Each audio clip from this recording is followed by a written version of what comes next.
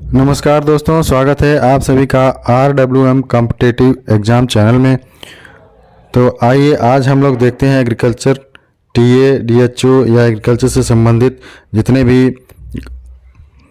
Exam हैं उनमें ये मृदा से संबंधित प्रश्न जरूर आते हैं।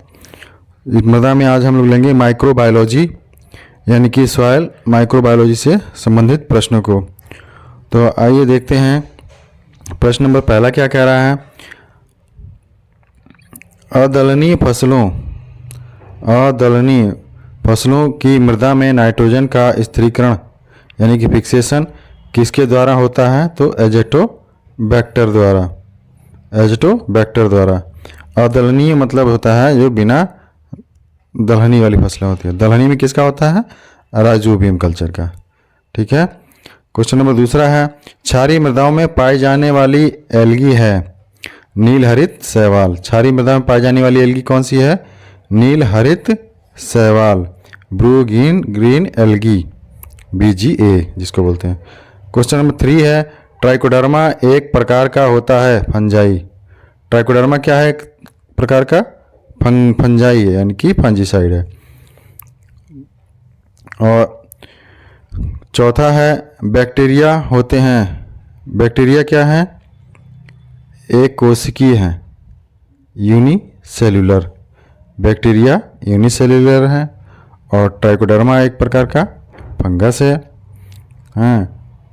क्वेश्चन नंबर 5 है, नाइट्रोजन बैक्टीरिया कौन कौन से हैं? नाइट्रोजन बैक्टीरिया कौन कौन से हैं?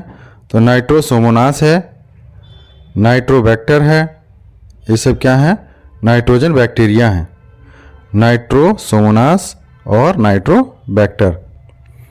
क्वेश्चन नंबर 6 है, एज़ोटोबैक्टर किस प्रकार का बैक्टीरिया है?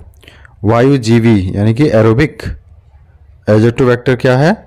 एरोबिक बैक्टीरिया है, वायुजीवी बैक्टीरिया। क्वेश्चन नंबर 7 है, मृदा में अप्राप्य फास्फोरस का बदलाव किसके द्वारा किया जाता है? तो फास्फोरस द्वारा या फास्फोरस द्वारा सेलोब्लाइजिंग बैक्टीरिया यानी कि PSB कल्चर आता है। ठीक, PSB का फुल फॉर्म क्या है? Phosphorus solubilising bacteria. ये भी बहुत इंपॉर्टेंट है क्योंकि जो है PSB का फुल फॉर्म भी पूछ सकता है। क्वेश्चन नंबर अगला है 8 नंबर। 8वां, धान की फसल में नाइट्रोजन स्थिरीकरण किसके द्वारा किया जाता है? धान की फसल में नाइट्रोजन स्थिरीकरण नील हरित फफूंद यानी कि BGA द्वारा किया जाता है। क्वेश्चन नंबर 9 है, थायोबैसिलस द्वारा किस तत्व का ऑक्सीकरण होता है? थायोबैसिलस द्वारा किस तत्व का ऑक्सीकरण होता है? तो गंधक का। थायोबैसिलस द्वारा गंधक का ऑक्सीकरण होता है। क्वेश्चन नंबर 10वां है, मृदा में एजोला प्रतिवर्ष कितनी नाइट्रोजन स्थिरीकरण कर सकता है? मृदा में एजोला प्रतिवर्ष कितनी नाइट्रोजन स्थिरीकरण कर सकता है? तो 30 से 40 किलोग्राम। 30 से 40 किलोग्राम नाइट्रोजन स्थिरीकरण कर सकता है एजोला। अब देखिए मृदा संरक्षण से संबंधित प्रश्न है यानी कि सॉइल कंजर्वेशन के कुछ प्रश्न हैं, इनको देखते हैं। क्वेश्चन नंबर 1 है इसमें, भारत में ऊसर भूमि का क्षेत्र कितना है?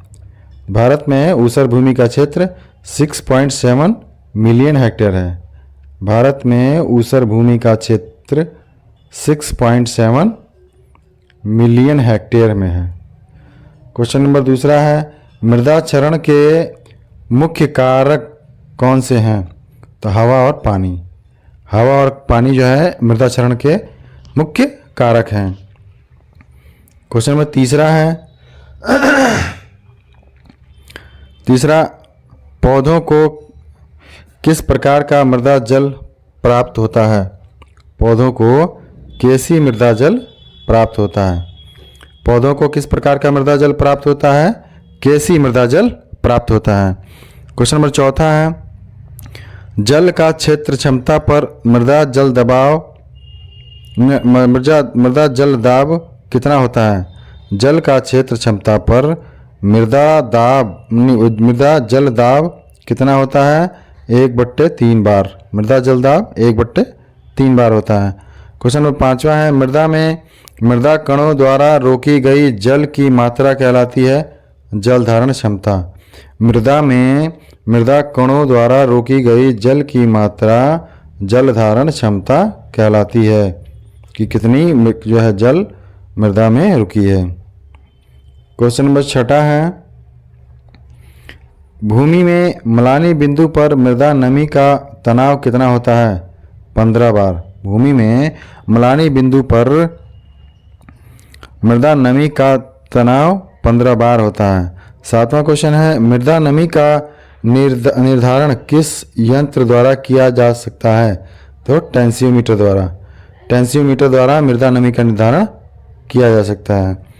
क्वेश्चन नंबर 8 है, मिट्टी के कणों का एक स्थान से हटकर दूसरे स्थान पर पहुंच जाना क्या कहलाता है? तो मृदा क्षरण या मृदा अपरदन कहलाता है। मिट्टी के कणों का एक स्थान से हटकर दूसरे स्थान पर पहुंच जाना मृदा क्षरण या मृदा अपरदन कहलाता है। क्वेश्चन नंबर 9 है, भारत में प्रति वर्ष कितनी हेक्टेयर मृदा का क्षरण होता है? तो 16 टन प्रति हेक्टेयर 16 टन प्रति वर्ष। 16 टन हेक्टेयर प्रति वर्ष। मृदा में प्रति वर्ष कितनी हेक्टेयर मृदा का क्षरण होता है? तो 16 टन प्रति हेक्टेयर एक वर्ष में। 16 टन प्रति हेक्टेयर एक वर्ष में। क्वेश्चन नंबर 10वां है, प्रति वर्ष कितने टन से अधिक मृदा क्षरण नहीं होना चाहिए? तो 12 टन प्रति हेक्टेयर प्रति वर्ष से अधिक नहीं होना चाहिए, जबकि 16 टन हो रहा है, यानी कि ये नुकसानदेह है। क्वेश्चन नंबर 11 है दोस्तों, वायु अपरदन से जो मृदाएं बनती हैं उन्हें क्या कहते हैं? एयोलीन। क्या कहते हैं? एयोलीन। उनको एयोलीन कहते हैं। वायु अपरदन से जो मृदाएं बनती हैं उनको एयोलीन कहते हैं। क्वेश्चन नंबर 12वां है, जल अपरदन से जो मृदाएं बनती हैं एल्यूवियल सॉइल कहलाती हैं। जल अपरदन से जो बनती हैं वो एल्यूवियल सॉइल कहलाती हैं।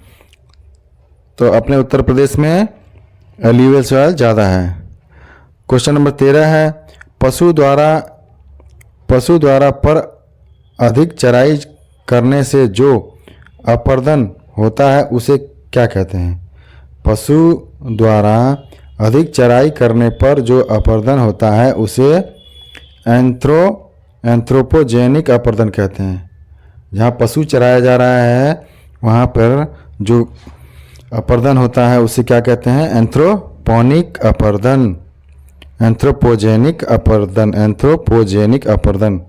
क्वेश्चन नंबर 14 है, जल एवं वायु द्वारा संयुक्त रूप से मृदा अपरदन कहलाता है। जल और वायु द्वारा जो अपरदन होता है उसे वैव अपरदन कहते हैं। क्या कहते हैं? वैव अपरदन। क्वेश्चन नंबर 15 है, मानव द्वारा मृदा में क्रियाएं करने या पशु चरने से जो अपरदन होता है उसे क्या कहते हैं? मानव द्वारा मृदा में क्रियाएं करने या पशु चराने से जो अपरदन होता है उसे त्वरित क्षरण कहते हैं। उसे त्वरित क्षरण के नाम से पुकारा जाता है। क्वेश्चन नंबर 16 है, वायु द्वारा जो मृदा क्षरण होता है उसमें कौन कौन सी क्रियाएं होती हैं? उसमें कौन कौन सी क्रियाएं होती हैं? तो उसमें 3 क्रियाएं होती हैं। कौन सी?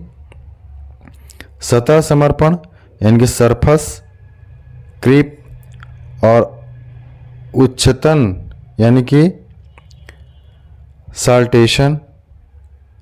तीसरा है निलंबन यानी कि सस्पेंशन।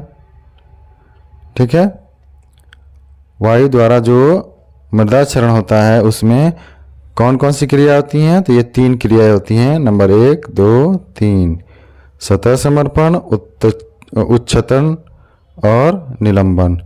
क्वेश्चन नंबर 17 है, जिन मृदा के कणों का व्यास 0.5 mm होता है यह वायु द्वारा ऊपर नहीं उठते। ये भूमि के सतह यानी कि सरफेस पर रेंग कर प्रतिस्थापन करते हैं या चलते हैं तो उन्हें क्या कहते हैं? सतह सर्पण, सरफेस क्रीप, सतह सर्पण कहते हैं। Question number 18। क्वेश्चन नंबर 18 है दोस्तों 0.1 से 0.5 mm व्यास वाले कणों में मृदा क्षरण किस प्रक्रिया द्वारा होता है? तो उच्चलन क्या होता है? उच्चलन यानी कि साल्टेशन क्रिया द्वारा होता है। साल्टेशन क्रिया द्वारा होता है इसमें 0.1 से लेकर के 0.5 mm व्यास वाले कण हैं। तो यानी कि ये कण कैसे हैं? ये कण बड़े हैं, इनकी बालू। ठीक है। Question number 19। साल्टेशन क्रिया द्वारा मृदा का क्षरण कितने प्रतिशत होता है? तो 50 से 75% होता है। साल्टेशन क्रिया द्वारा मृदा क्षरण जो होता है वो 50 से 75% होता है। क्वेश्चन नंबर 20 है 0.1 mm से कम व्यास वाले मृदा कणों में क्षरण किस प्रक्रिया द्वारा होता है? किस द्वारा होता है? निलंबन क्रिया द्वारा यानी कि सस्पेंशन द्वारा के 0.1 mm से कम व्यास वाले मृदा कणों में क्षरण निलंबन क्रिया द्वारा या सस्पेंशन क्रिया द्वारा होता है। क्वेश्चन नंबर 21 है जल द्वारा मृदा अपरदन कितने प्रकार का होता है? जल द्वारा मृदा अपरदन कितने प्रकार का होता है? 21 में पूछ रहा है। तो जल द्वारा बौछारी क्षरण होता है, परत क्षरण होता है, रील क्षरण होता है और अवनालिका अपरदन होता है यानी कि गली क्षरण होता है। क्वेश्चन नंबर 22 है रेतीली मृदा में वर्षा की बूंदों के द्वारा कौन सा क्षरण होता है? रेतीली मृदा में वर्षा की बूंदों के द्वारा कौन सा क्षरण होता है? तो बौछार क्षरण होता है। रेतीली मृदा में वर्षा की बूंदों से बौछार क्षरण होता है क्योंकि ऊपर से पानी पड़ेगा तो वही बौछार मारेगा तो मृदा अपरदन होगा। जल अपरदन की दूसरी अवस्था परत क्षरण। जल अपरदन की दूसरी अवस्था परत क्षरण है। ठीक है दोस्तों, फिर हम अगली वीडियो में मिलते हैं। इसके बाद आप लोगों से कुछ मृदा से संबंधित यानी मृदा अपरदन को रोकने की विधियों को लेकर के